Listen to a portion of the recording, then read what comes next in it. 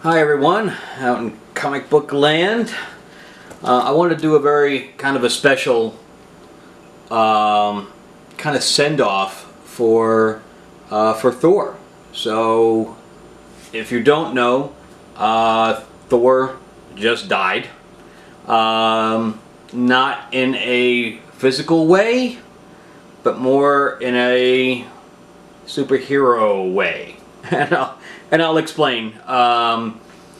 But if you haven't read Aaron's Thor run for the last basically 3 years, it's been going on for 3 years. I thought it was a little over 2, but it's actually closer to 3 years because the title changed in the middle.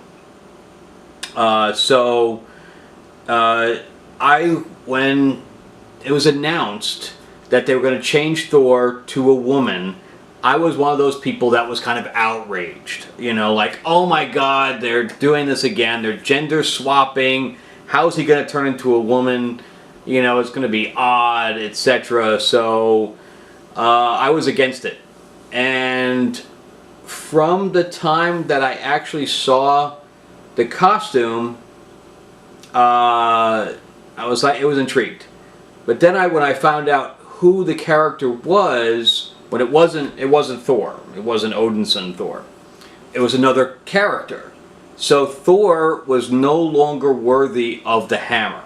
So they brought in another character to be Thor, and it happened to be a female. And I'll get into that in a second. But again, if you haven't read it, you know, this is obviously going to be filled with spoilers, because I'm going to go through the entire kind of the run, but I'm going to do it a little, you know, just very, very quickly.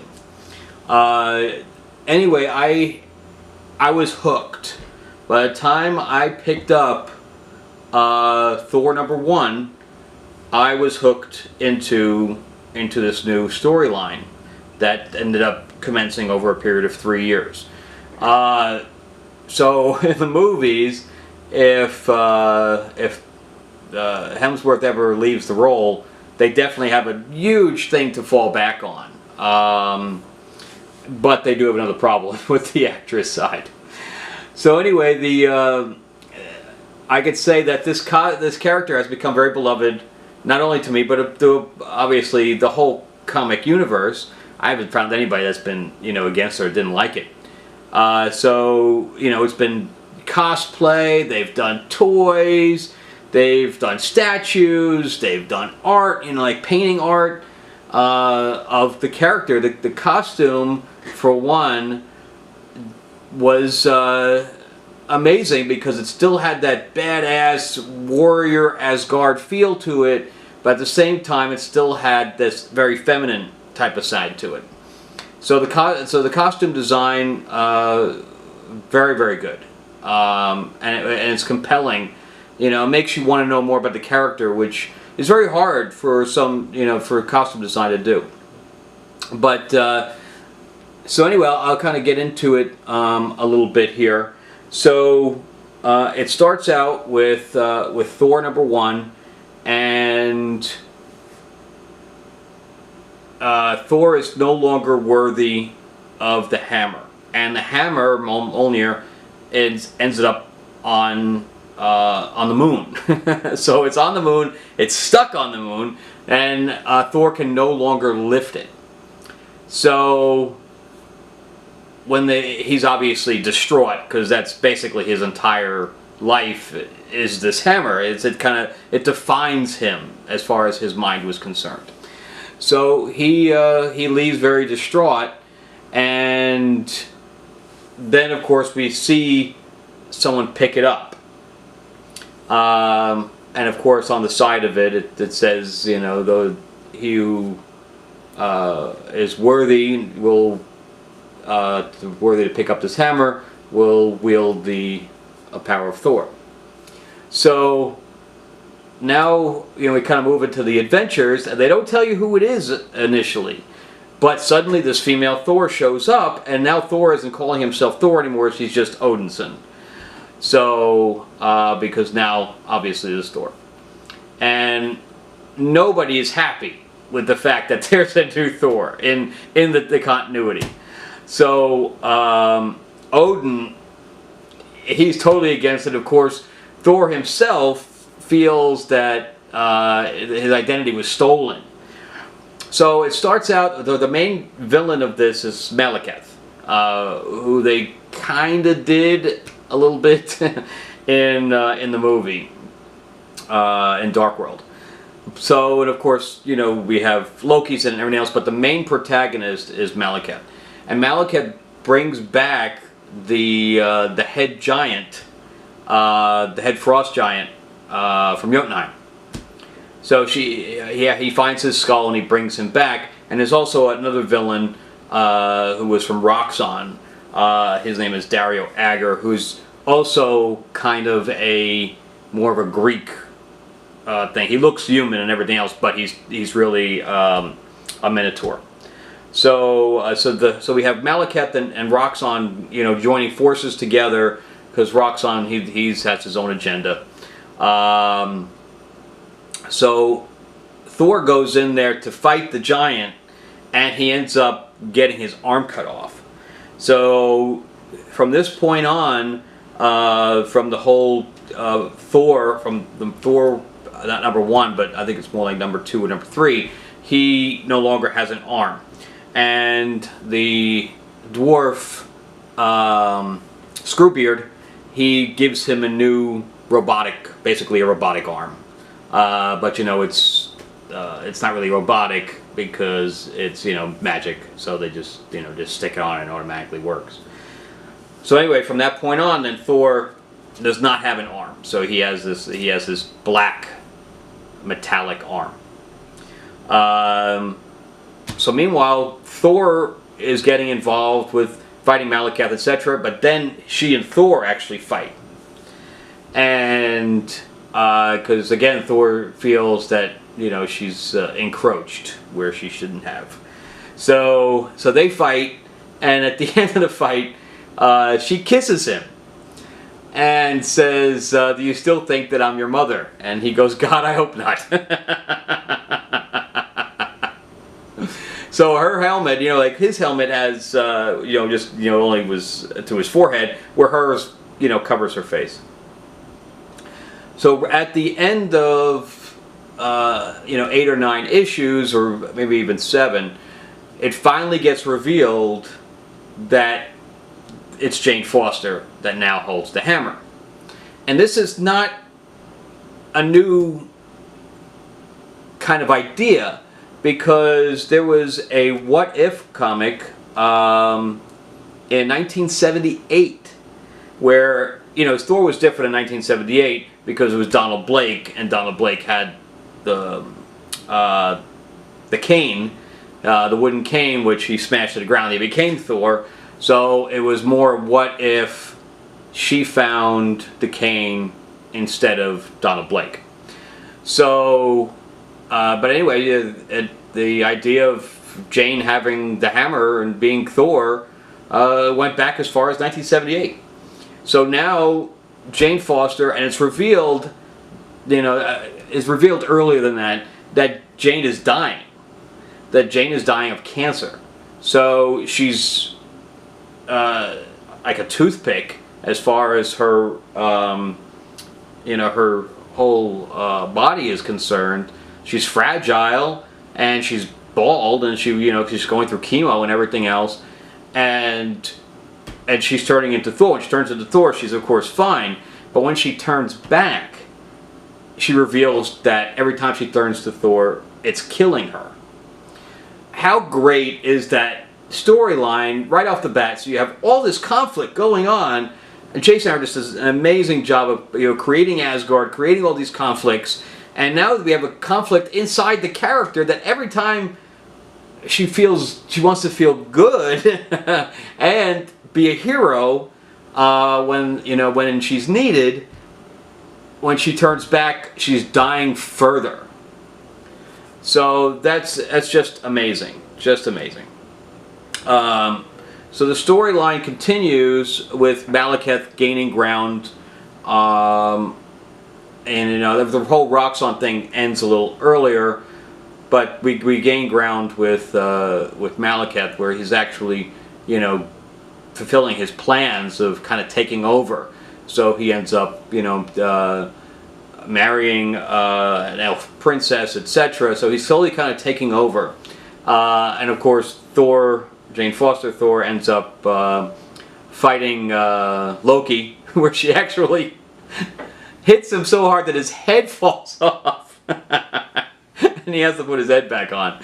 So, pretty amazing. Again, it's really good stuff. So, that was the whole thing through 1 through 9. Then it changed gears and went into Mighty Thor. And then it started over again with number 1. So Thor went from 1 through 9, and then it changed gears to Mighty Thor 1 through 19. So it's almost 2 years it was Mighty Thor. And during this time she's appearing in Avengers, she's appearing in Spider-Man, she's totally engrossed into the Marvel Universe. And meanwhile, Thor has his own book called The Unworthy Thor. So it's a little mini-series about him kind of trying to find another hammer. So his identity is broken, so he's trying to find another hammer. And he works with Beta Ray Bill and things like that. So he's on his own quest, and he kind of leaves Thor alone to be the hero. Graphic novels are basically called Who Holds the Hammer and The Goddess of Thunder, and of course that's reversed. But those were the 2 Thor titles. Then it went into Thunder in Her Veins. That was the first graphic novel from Mighty Thor number 1 through 5 or 6. And then Lords of Midgard, and then it goes into the Asgard-Shi'ar War. And that would pretty much end the run up till the death of Thor. So the storyline from here continues. So even though it breaks into a new story, into a new title, and a new number 1, the story still continues. Not sure why they renumbered and why they went into a whole new title, but they did. So now we go into, so the Roxxon Island is now floating, and there's a character introduced here called Obelet Midas, who is the exterminatrix, and she looks like a dominatrix basically. And she has her own clan, and they capture Dario Agger from Roxxon, and he's linked, his heartbeat, whatever else, is linked to the island. So if the island falls, if he's killed. So now Thor is aligned with Roz Solomon from S.H.I.E.L.D. So you'll see them together continuously through that adventure. But so now they have to go save him. So they're fighting and everything else. But Jane has her own problems because S.H.I.E.L.D. Basically thinks they think that Jane Foster is Thor. So they have an inkling of it. So they're constantly questioning her, and they're going through all of her stuff. And now she has a seat on the council in Asgard as well. And there's a new, because they fought the Destroyer, and Freya was in the middle of this battle, and she's in a coma right now too. So she's part of. So Jane ends up being on the council in Asgard, representing Midgard, which is Earth. And Freya is which is Thor's mom, is in a coma, basically, doing like the Odin sleep kind of thing. And Thor ends up fighting Odin. And basically bashes him across the room. So, so if he didn't like her before, he definitely doesn't like her after this. So meanwhile, on Earth, she's having a problem because her secret identity is about to be found out by S.H.I.E.L.D. So there's 2 agents that are just hounding her. So that goes into the storyline too of the War Thor. So there's a whole legend of the War Thor, which Volstagg ends up being the War Thor. So that kind of puts it into the future. So they're kind of foreshadowing, the whole War Thor coming in. Which I think they could have left all that out, but it was, I guess, a way to throw Volstagg into the storyline. But anyway, also, so they end up fighting after the whole thing with Exterminatrix finishes, then they start fighting Curse. So there's a female Curse with a K, and they bring Angela in and Lady Sif and all his other Troll and the dwarfs and everything else. She gets her own little team together to fight these things. So meanwhile, she gets injured. Thor gets injured, and suddenly Jane Foster comes in to treat her. So the agents of S.H.I.E.L.D. are like, what's going on? What happened here? We were so sure. And now, Jane Foster is coming in to treat Thor. So even the readers are confused, of course, how is this happening? So there's really no shapeshifters other than Loki, and then Loki was not going to help her. So after the whole thing is done and she's healed up, she ends up talking to the hammer. So she's physically flying or hovering, and the hammer is hovering right in front of her. And she says, well, you have to explain to do what happened here. And the Jane Foster disappears, and we realize that the hammer was the other Jane Foster. So, and she says that that's why I chose you, because your heart is so pure, and that's what makes you worthy. And it's at this point that we realize that the hammer has its own personality and it's alive. So, and that's how it chooses people to be able to pick it up or not. And so from that point on, she doesn't really talk to the hammer continuously, but she talks to it. It doesn't really talk back from that point on. So she commands it at that point. So anyway, this battle with Curse takes place. So they end up saving Roxxon and all that stuff, and then it moves on to the Asgard Shi'ar War, which is basically the last thing to take place before the death starts. So they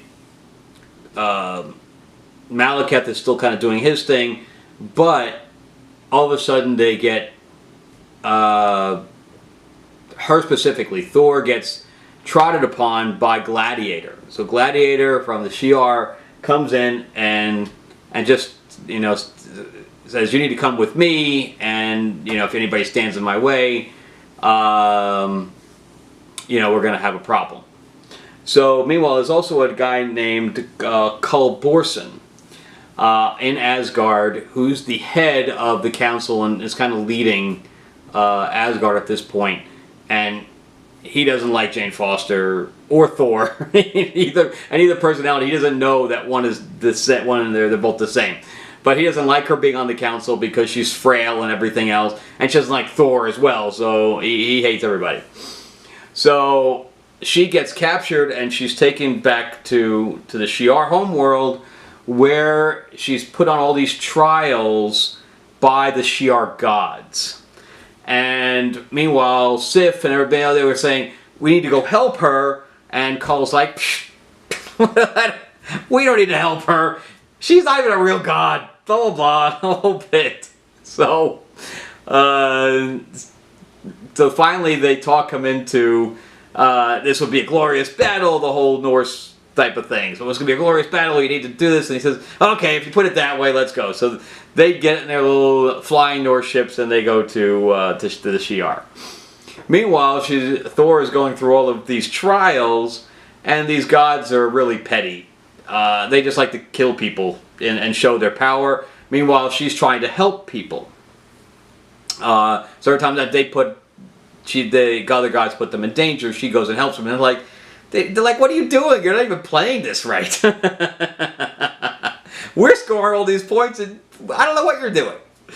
So, but anyway, she ends up winning and physically taking on these gods, and of course, all the other gods of Asgard come in, and they end up defeating the other gods, and they're kind of sent away. So the Shi'ar don't have any gods at this point, and even Gladiator joins in, saying, "This is wrong.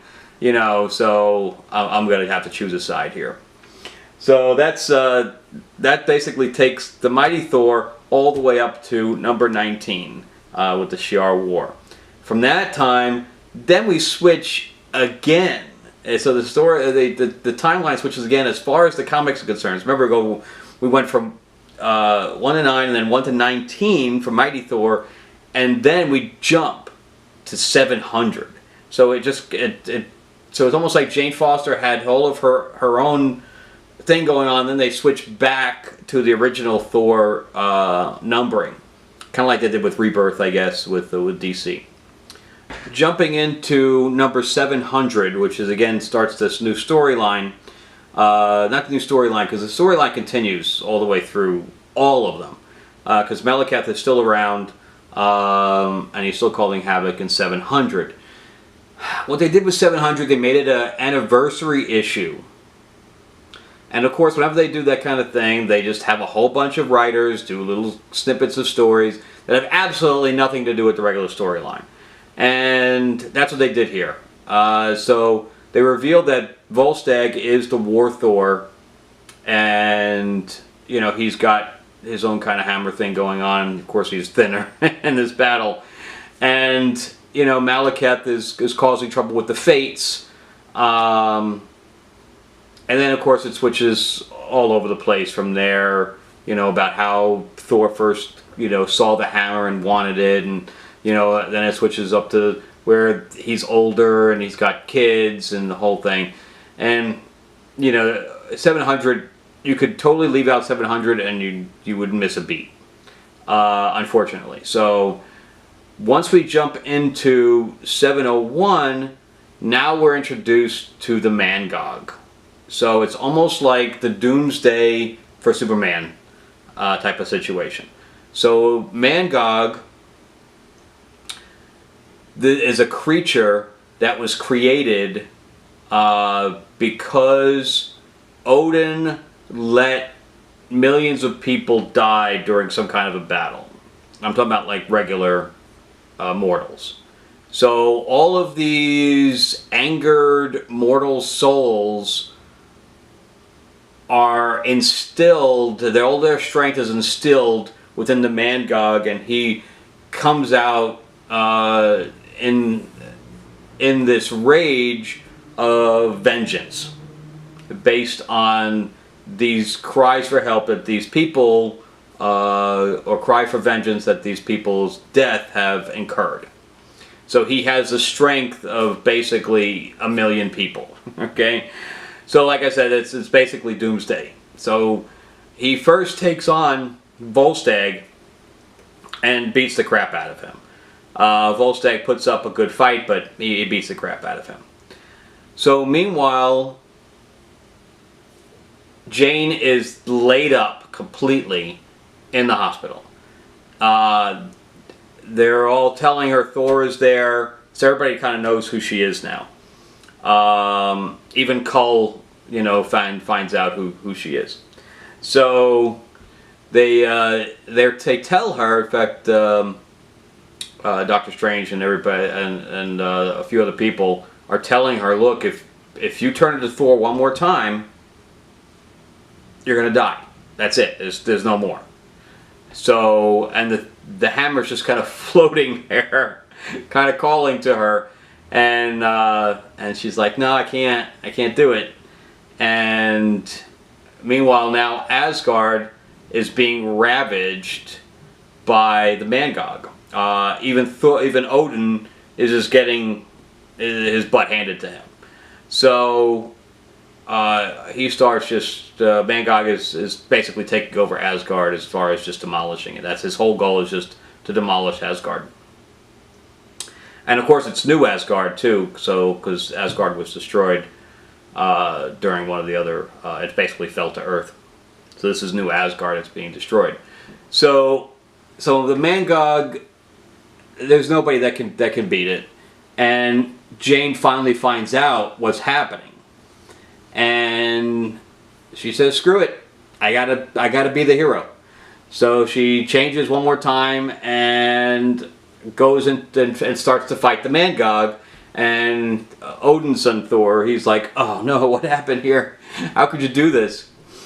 It's because he knew that this was going to be it if she had changed. So again, we have this conflict where the main character has put their own well-being aside to go help others, which is what makes a hero.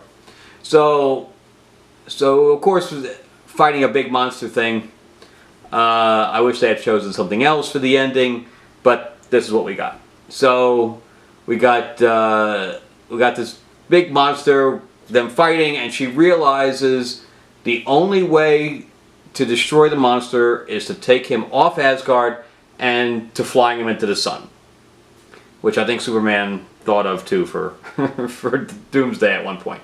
So it definitely mirrors the Doomsday thing quite a lot.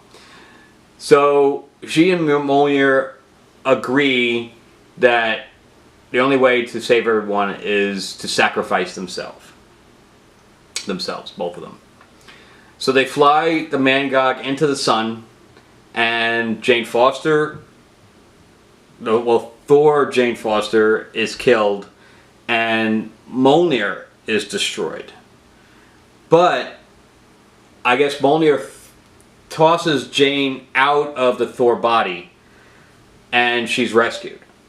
So Jane Foster is still alive, but her version of Thor and Mjolnir are both dead.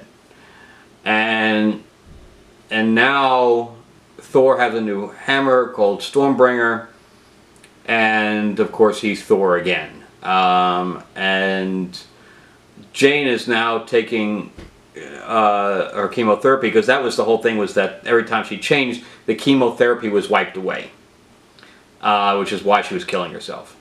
So at the end, she vows that she's going to beat the cancer and never miss another beat as far as going to chemotherapy, etc. So that's where that ends, and I'm kind of sorry that it does end, because I really enjoyed this run, and I think that Jason Aaron is, I think I've said by other reviews that he does Star Wars and he does Avengers. He can't do it.